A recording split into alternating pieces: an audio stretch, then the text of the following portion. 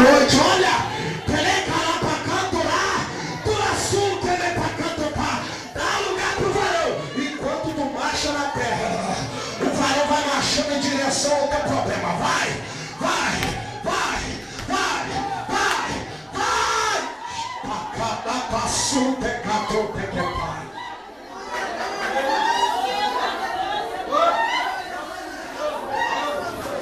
Tu lá para canto, te para canto raço.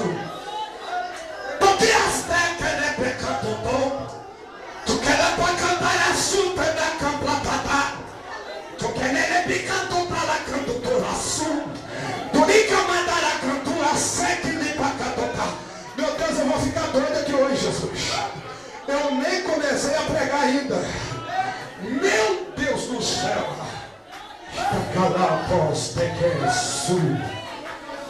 A presença de Deus é aqui. A presença de Deus está aqui. Tu que gostou que tu tem que parar só. Tu que não que tu patou que fica lá para começar. Eu estou tentando parar para começar a pregar, mas está difícil, cara. Eu não vou atrapalhar ele, eu já falei. Enquanto ele quiser trabalhar, ele vai trabalhar, É isso mesmo, não adianta você querer ver. É espiritual, filho. Ele está batalhando na terra hoje por tua causa. E ponto final.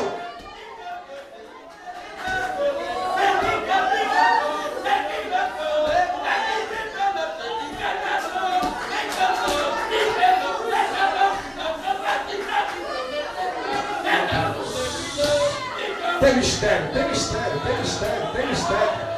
Eu não vou atrapalhar, tem mistério, irmão. Tem mistério. Tu que lhe pastor que me parai, José. Tu que tá colé pecando dó, açúcar. Desde que padou que lhe capatará sutó. De que me canto dó, que boba canto, lhe açúcar, lhe carrá. Tem mistério de Deus na casa. Tem mistério de Deus. Meu Deus do céu.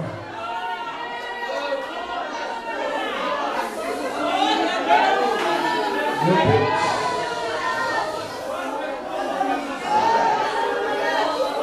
Meu Jesus. Meu Jesus. Meu Jesus. Eu quero resposta.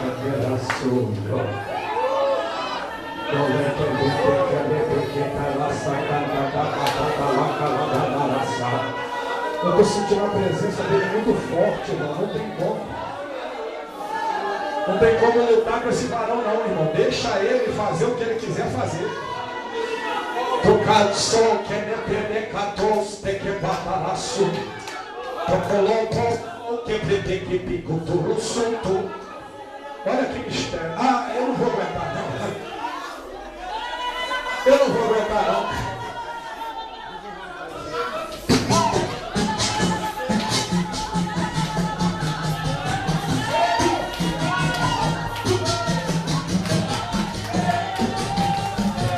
Olha, Deus desfazendo a maconha lá é pra você. Ela não gosta de você. Mas hoje o papai desceu na terra para quebrar. Marcha com o varão que ele é picado de cabarraco. Porque ele pacado na caraçuca. Porque fica pasto que ele é barraco. Meu Deus.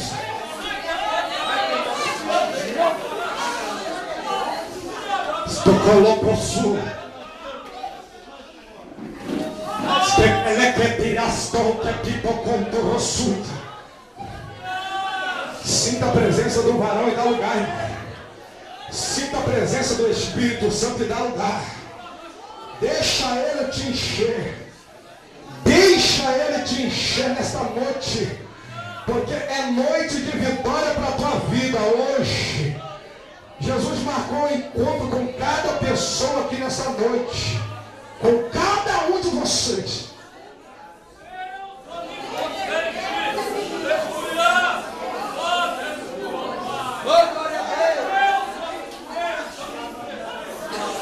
Meu Deus.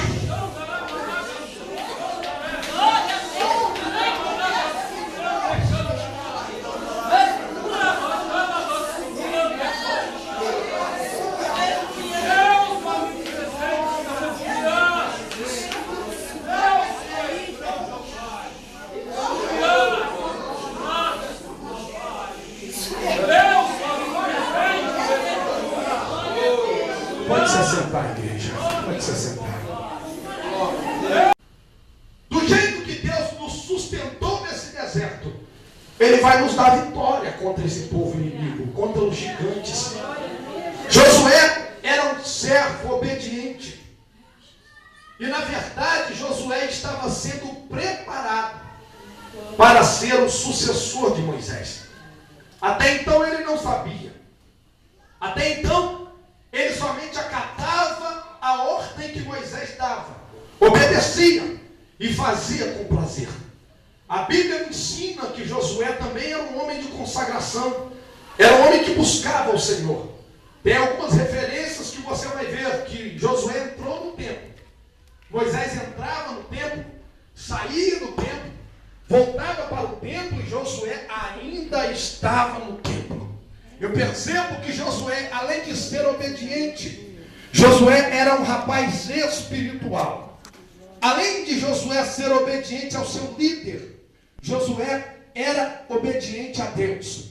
Era um homem de fé. E a Bíblia vai dizer que quando Moisés morre, o primeiro que Deus chama para ser sucessor de Moisés é Josué. Aquele que estava pagando preço.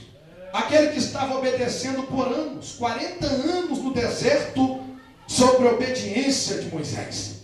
Aquele que estava do lado de Moisés, defendendo o líder. Aquele que estava protegendo, ajudando, cooperando. Aqui eu já quero dizer para você uma coisa. Não reclame quando o seu pastor te der uma ordem que parece dura demais. Não reclame se a única ordem que vem para você é lavar o banheiro. Não reclame se ele vai mandar você fazer uma visita muito longe.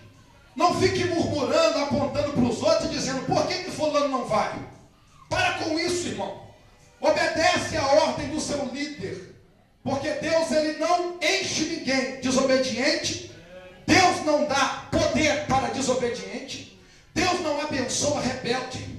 Para ser levantado por Deus nessa terra, tem que ter a obediência sobre a tua vida. E aquele que é obediência ao seu líder, ele um dia se tornará líder.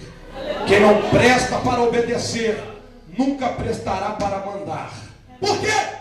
Porque um dia, se você for obediente, você vai entender que não é bom fazer muitas coisas que o nosso líder manda. E quando você se tornar um líder, você vai ser um ótimo líder. Por quê? Porque você vai se colocar no lugar do seu liderado e você vai dizer, eu já passei por lá. É assim que funciona o reino de Deus. Se você não obedece hoje, você não serve para dar ordens amanhã. Se você recebe ordens de Deus, do seu líder, que às vezes é difícil ter um olho, entenda que é porque o Senhor tem algo muito maior do que tu pode imaginar. Se Deus te chama para se consagrar de uma forma que muitas pessoas não se consagram, entenda. É porque Deus quer entregar na tua mão uma ferramenta que muita gente não tem. Ei, se a cobrança é muito forte sobre a tua vida, é porque a intimidade, o poder de Deus, a autoridade que vai descer sobre a tua vida também será extraordinária. E Satanás vai te bater em retirada quando te ver. Porque quem é obediente aqui, o Senhor exalta lá. Se tem obediente aqui, levanta a mão e dá glória. É bem gostoso para Jesus. A Bíblia vai dizer que agora Josué com o povo atravessa o Jordão. E a Bíblia vai dizer que depois que eles atravessam o Jordão, eles vão para um lugar chamado Gilgal. Gilgal é onde estava o acampamento de Israel. E a Bíblia vai dizer que agora a primeira cidade que Josué tem que enfrentar, o primeiro povo inimigo que Josué tem que enfrentar, era uma cidade forte. Vira para o teu irmão e fala para ele, cidade forte. A primeira cidade que aparece sob os olhos de Josué era uma cidade chamada Jericó. Jericó não era somente uma cidade forte, uma cidade, uma fortaleza temida somente por quem morava lá. Mas Jericó na época era uma fortaleza temida por quem morava à sua redondeza. A Bíblia vai nos dizer que Jericó era uma cidade forte. Por que cidade forte? É porque era uma cidade que tinha um muro em sua volta. Ela era murada, tinha um muro em sua redondeza. E a Bíblia vai dizer que os muros de Jericó eram impenetráveis. Só entrava em Jericó quem o rei queria. Só saía de Jericó quem o rei queria. Jericó era uma cidade forte, e que todo o povo em sua redondeza temia. Por quê? Por causa dos seus muros. Jericó era uma cidade controlada. E a Bíblia vai dizer que o povo que acaba de atravessar o deserto, muitos anos no deserto. Deserto é lugar de escassez. Deserto é lugar de provação. Deserto não é lugar de ninguém ficar rico. Deserto não é lugar de ter muito ouro, muita prata. Deserto não é lugar onde eles iriam ter as suas armas belíssimas.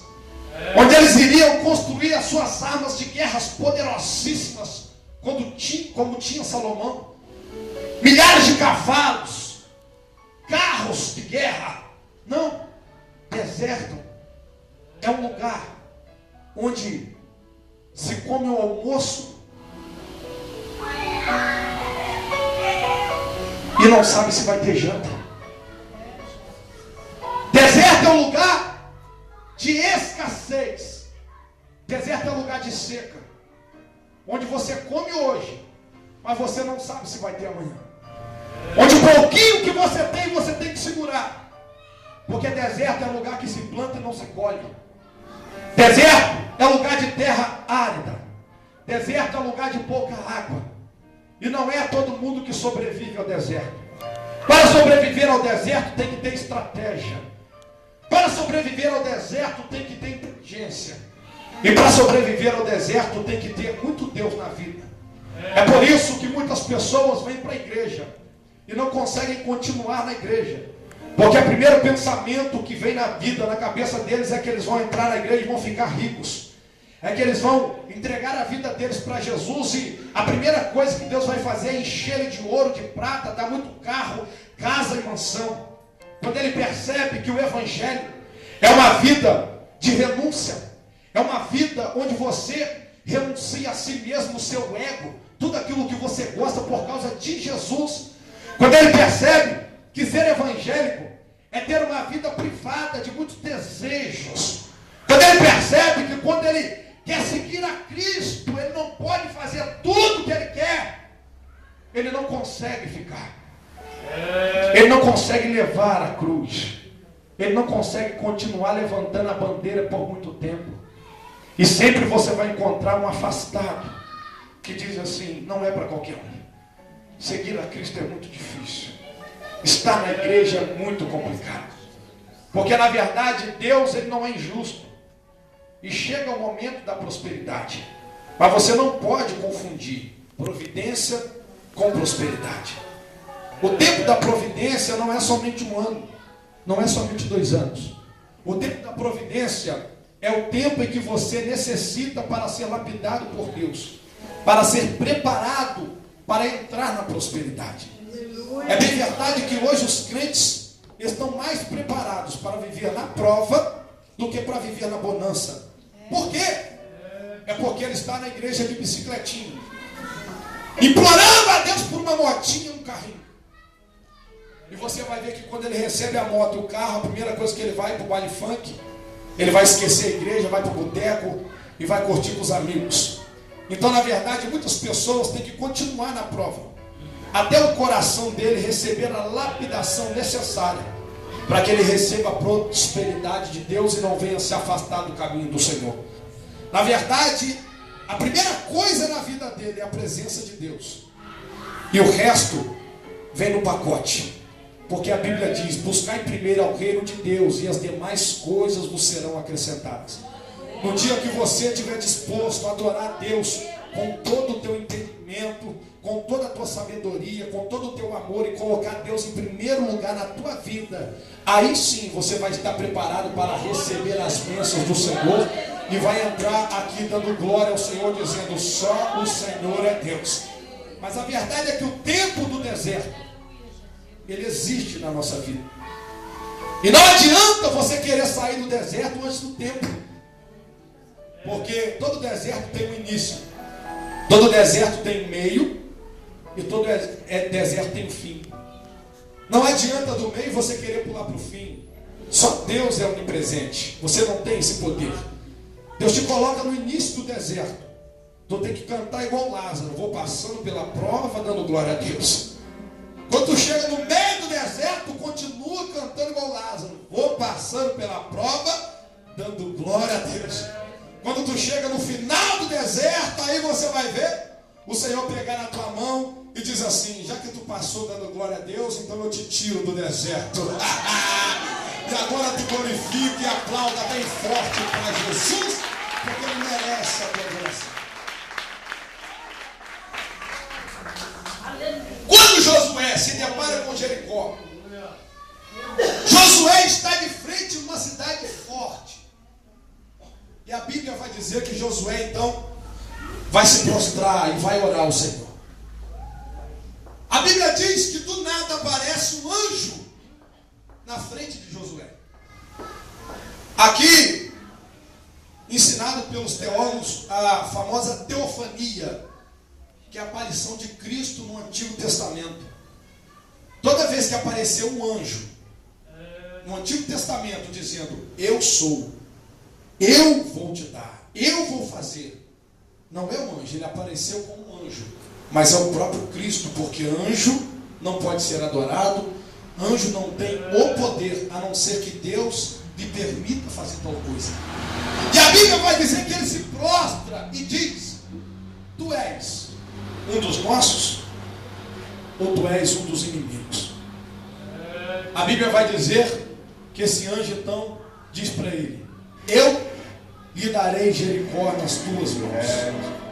Só que o que eu acho interessante é que ele fala para Josué: só que antes de eu entregar na tua mão, Josué, tire a sandália dos teus pés, porque o lugar em que tu pisas, santo és. Vamos entender isso aqui. A mesma coisa que ele fala para Josué foi a mesma coisa que ele falou para Moisés. Quando a sarça arde, Moisés olha para trás e fala: agora enxergarei esta visão de Deus e me achegarei a ela.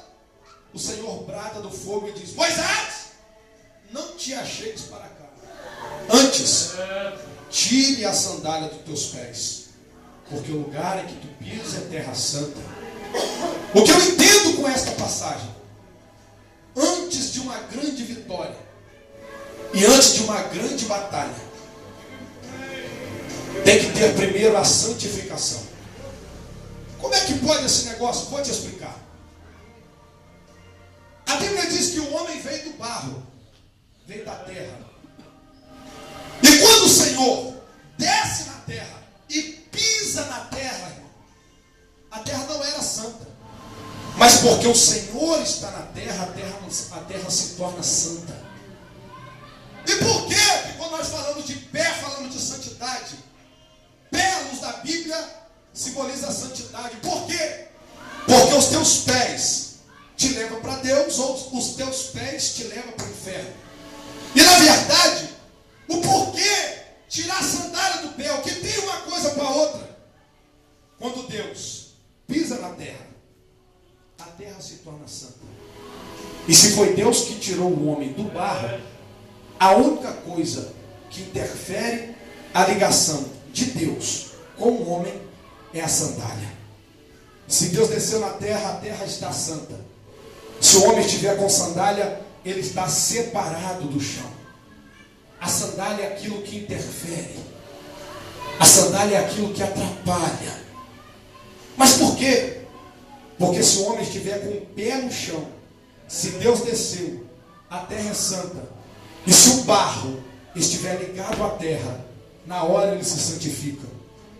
E por que tirar a sandália? Porque a sandália é aquilo que interfere a ligação do homem com a terra e a terra com Deus. O que você quer falar para mim, evangelista? Nós queremos muitas bênçãos da parte do Senhor. Nós queremos nos aproximar de Deus. Só que muitos de nós não conseguimos tirar as sandálias do pé. O que é tirar a sandália do pé? Tirar a sandália fala de tirar aquilo que te separa de Deus. As coisas deste mundo. A sandália nesta passagem simboliza aquilo que atrapalha a ligação do homem com Deus.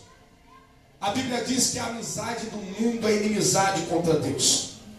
Se você está para entrar em uma grande batalha, para ter uma grande vitória, a primeira coisa que tem que fazer é tirar a sandália do teu pé.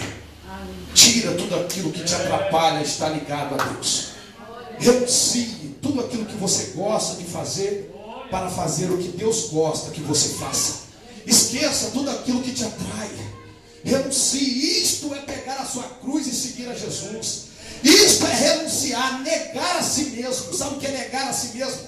É renunciar à vontade da carne, o desejo da carne. É renunciar ao seu ego, esquecer aquilo que você gosta para fazer o que Deus gosta. No dia que você estiver pronto para se santificar e tirar a sandália do teu pé, tu está pronto para debater com Jericó e sair vitorioso sobre Jericó. Se tem crente que gosta de se santificar, que levanta a mão para dar um glóriazinho bem gostoso para Jesus. Eu quero te explicar melhor. Quer se santificar? Vai para a palavra de Deus. Em vez de ficar dando voltinha por aí, fazendo um monte de coisa, vai para a palavra de Deus. Quer se santificar? Vai orar. Por que oração faz parte da santificação? Porque quanto mais tu ora, menos tu peca. Quanto mais tu fala com Deus, menos tempo tu tem para pecar. Quer pecar? Basta somente ligar a televisão. Basta somente ver um homem pelado, uma mulher pelada. Ver tantas coisas que passam na televisão. Do nada você já está imaginando coisas e você não percebe, o pecado entra. O porquê que a consagração tem que estar em primeiro lugar em nossa vida? Porque quando você resolver mortificar a si mesmo e perder a sua vida, você vai achar a sua vida. Porque o Senhor vai se interligar a você. E Ele vai dizer, não tem sandália mais que me separa do meu filho. E a partir de hoje,